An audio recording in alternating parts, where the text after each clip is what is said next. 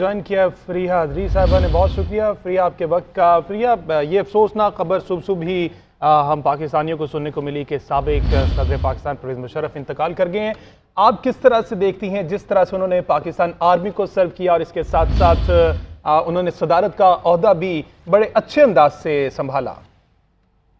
परवेज़ मुशर्रफ साहब का दौर एक ऐसे वक्त में था जब हम दुनिया में एक तब्दीली देख रहे थे। आपने देखा था कि 9/11 के वाक़यात भी उस दौरान में हुए, उसके बाद एक शिफ्ट आया इंटरनेशनल मूड में। एक मुश्किल वक्त था पाकिस्तान के लिए, बहुत मुश्किल वक्त था, और उस वक्त में वो एक अहम ओहदे पे फाइज थे। जो डिसीजन उन्होंने लिए उसमें आइंदा आने वाली नस्लों तक उनका असर जाना था। हमने देखा बहुत प्रेशर में था पाकिस्तान, तो एक स्ट्रॉन्ग शख्सियत थी परवेज़ मुशर्रफ साहब की। और फिर क्योंकि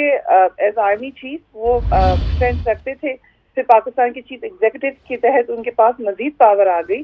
तो एक स्ट्रॉन्ग होल्ड हमने देखा कि मुश्किल वक्त में जो आपको एक पिवटल किस्म की शख्सियत चाहिए थी वो हर हाल मौजूद थी पाकिस्तान में। मगर साथ ही साथ जैसे कि मैंने पहले भी कहा कि हम ये नहीं कह सकते कि उसमें बहुत सारे डिसीजन ऐसे थे जो कि कंट्रोवर्शियल थे, रहे हैं, उनको डिस्कस किया जाता रहेगा, उन पर बातचीत होती जा रहेगी, लेकिन उसके क्या असरात हुए वो हमें महसूस होते रहेंगे बड़े लंबे अरसे तक। दूसरी तरफ जहाँ तक आपने आर्मी के हवाले से बात किया, आर्मी के लीडर की हैसियत से मेरा नहीं ख्याल परवेज़ मुशर्रफ साहब थोड़े से भी कंट्रोवर्शियल हैं। जहाँ तक हमारी बात होती रही है आर्मी के मुख्तलिफ लोगों से, सर्विंग रिटायर्ड ऑफिसर्स से थ्रू आउट दीज ईयर्स, तो उनको मैंने हमेशा एक बहुत पॉपुलर शख्सियत पाया है, एक बड़ा पॉपुलर चीफ देखा है। एज अ पॉलिटिशियन तो उनके ऊपर यकीनन कंट्रोवर्सी है और बहुत सारे लोग हैं जो उनके फैसलों से बहुत शदीद इख्तलाफ करते हैं, मगर आर्मी के अंदर एक मेजॉरिटी है जो कि परवेज़ मुशर्रफ साहब को बहुत ज़्यादा पसंद करती है, उनकी लीडरशिप की बड़े मोतरफ है। और मैं समझती हूँ कि जो मोस्ट पॉपुलर आर्मी चीफ रहे हैं पिछले कुछ सालों में, परवेज़ मुशर्रफ साहब उनमें फोर फ्रंट पे होंगे। हमने जनरल राहील शरीफ का वक्त देखा कि वो बड़े पॉपुलर थे ट्रूप्स में,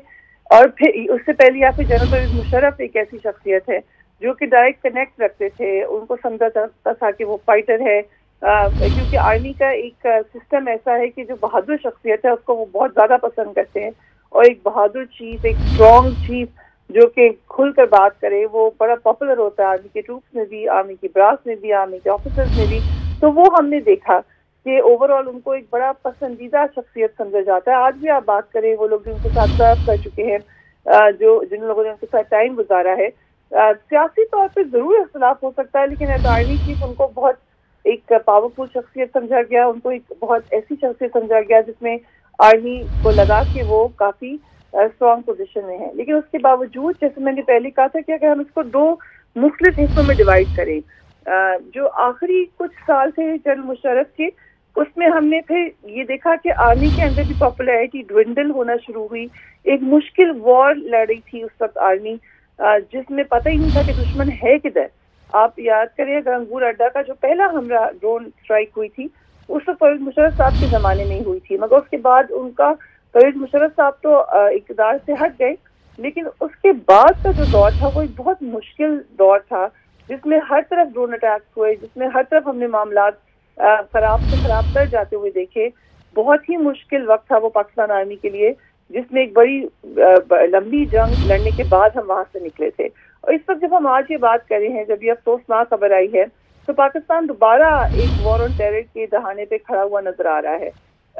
बहुत सारे खदशात हैं, माजी से हमने क्या सीखा है, ये सवालात हैं। तो जो जनरल परवेज़ मुशर्रफ का टाइम था वो बिल्कुल एक ऐसी कस्ब के ऊपर था जिसके बाद पाकिस्तान किसी तरफ भी जा सकता था। कुछ लोगों को खदशात ये थे कि शायद बहुत ज्यादा पाकिस्तान डार्क एजेस में चला जाता, और अगर परवेज़ मुशर्रफ साहब, जिसको हम कह सकते हैं कि कॉन्ट्रोवर्शियल फैसला तो था बहरहाल वो वॉर ऑन टेरर में अमेरिका का साथ देने का, मगर अगर वो ना करते तो फिर क्या होता, इसके ऊपर बहुत ज्यादा डिबेट हो सकती है। सही। प्रिया, अभी आप उनके सियासी रोल के बारे में भी बात कर रही थी, और आपने बजा फरमाया कि जो जमहूरियत पसंद लोग हैं वो हमेशा उनके रोल के ऊपर सवाल उठाते रहेंगे, लेकिन कुछ फैसले और कुछ इकदाम उनके ऐसे भी थे जो हमारी जमहूरी हुकूमतें भी आगे लेकर चल रही हैं, जैसे कि ख़ास तौर पे बल्दियाती निज़ाम की अगर हम बात करें, तो इस तरह के उनके इकदाम को कैसे देखती हैं आप? देखिए, सियासी फैसले भी जो होते हैं उनको हम दो पैराओं में देख सकते हैं। एक तो स्ट्रेटेजिकली एनवायरमेंटली क्या माहौल होता है कि आपको एक सियासी फैसला लेना पड़ता है। दूसरा ये होता है कि फिर उनके नताइज क्या निकलते हैं और उनके पॉलिटिकल एनवायरनमेंट में या डेमोक्रेटिक एनवायरनमेंट में आप उनके क्या तरीक़ेकार रखते हैं। जो 12 अक्टूबर का इक़दाम था परवेज़ मुशर्रफ साहब का, जिसके नतीजे में सॉफ्ट कू के तहत पाकिस्तान में एक मिलिट्री गवर्नमेंट आ गई और फिर उसको बाद में कोशिश किया गया कि एक तरीके से सब्सिडाइज करें और उसमें जमहूरी लोगों को भी शामिल किया जाए। मगर ये जो पूरा कदम था उसमें आप बहुत लोगों से सवाल कर सकते हैं। वैसे मैंने काफ़ी लोगों से पूछा जो उस वक्त एयरपोर्ट पर मौजूद थे, जो कि ड्यूटी दे रहे थे,